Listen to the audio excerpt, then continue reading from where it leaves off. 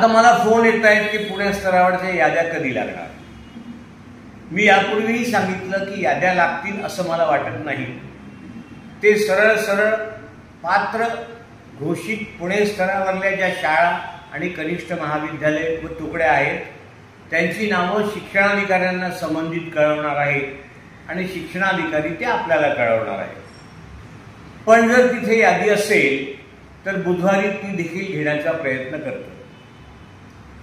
मग आता मुद्दा, आपण फार घाई करतो. शिक्षणाधिकाऱ्याकडे त्यांच्याकडून पत्र घेण्याकरता आपल्याला खूपच घाई असते. त्यासाठी आपण वाटेल ते करायला तयार असतो आणि त्या गोष्टीचा मग गैरफायदा प्रशासनातले लोक घेतात. म्हणून माझा तुम्हाला एक सल्ला आहे. ऑगस्ट पेढील सप्टेंबर मिळणारच आहे. घाई करू नका. तुमचा प्रस्ताव शिक्षणाधिकाऱ्याकडे द्या आणि निवांत बसा.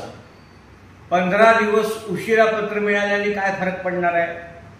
पत्र तर देणं भागच आहे त्यांना, कागदपत्र असल्यानंतर. त्यामुळे कोणीही घाई करू नका. मला बाहेरच्या जिल्ह्यातून काही फोन आले की आमच्याकडे प्रत्येक शाळेला पत्र घेण्यासाठी काही विशिष्ट रक्कम द्यावी लागते. आपण देतो म्हणून ते घेतात. आपणच जर दिले नाही तर कोणी घेण्याची ताब नाही कोणाची. त्यामुळे आपली घाई आपण सगळ्यात पहिले बंद करा आणि मग प्रत्येक जिल्ह्यात पत्र वाटप होत असताना जर काही गैरप्रकार होत असतील तर संबंधित आपल्या लोकप्रतिनिधीला आपण ते कळवा.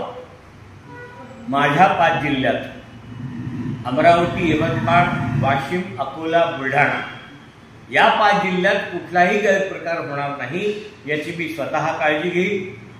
शक्यतोवर हे पत्र वाटप कॅम्पनी व्हावं, कॅम्पमध्ये व्हावं असा प्रयत्न मी करेन आणि तुम्हाला दिलासा देण्याचा माझा पुरेपूर प्रयत्न असेल.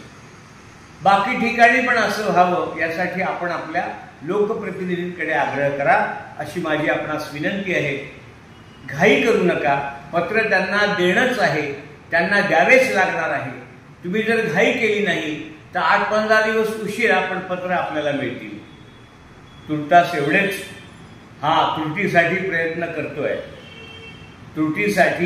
त्रुटीवर अन्याय होणार नाही यासाठी माझे सातत्याने प्रयत्न सुरू आहे. तुम्ही काहीही काळजी करू नका. तुमच्यावर अन्याय होऊ देणार नाही. सैनिकी शाळांचा मुद्दा जो गाळला गेला आहे त्याच्यावरही माझं लक्ष आहे.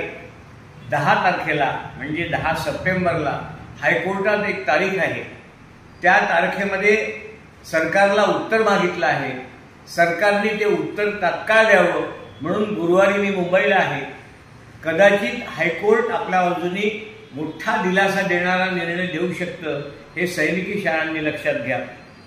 हायकोर्टाने दिला नाही तरी प्रशासन स्तरावरून सर्व सैनिकी शाळा 60% कशा येतील हा माझा प्रयत्न राहील. तो नक्की यशस्वी होईल. तुम्ही काळजी करू नका. 22-23ला ज्यांची पटसंख्या नाही त्यांच्यासाठी देखील सैनिकी शाळेप्रमाणेच काम पडलं तर कोर्टात किंवा त्यापूर्वी शासनाकडून तुम्हाला दिलासा मिळेल असा माझा प्रयत्न आहे. तुर्तास एवढेच. तुम्ही फक्त पाठीवर हात ठेवून लढ म्हणा. मी लढतोय. धन्यवाद.